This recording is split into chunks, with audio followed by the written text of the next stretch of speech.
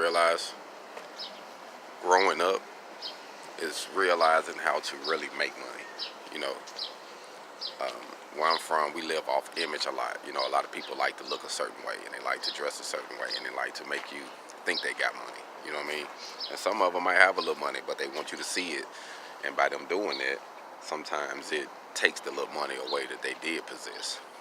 But you know, one thing that I had to do for myself is I made it up, me personally, you know, being from the hood, you know, I made it up to the point where I could ride 26s and floss and look good with the TVs and all that.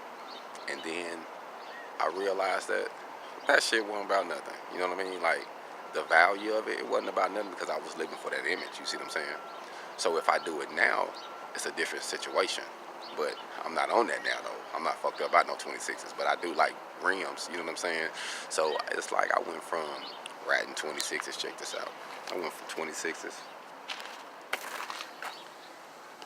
to some custom 16s on the Z71. So sometime growing up, it said, hey, I still got a little flavor, but now I know the purpose. I know the concept of it.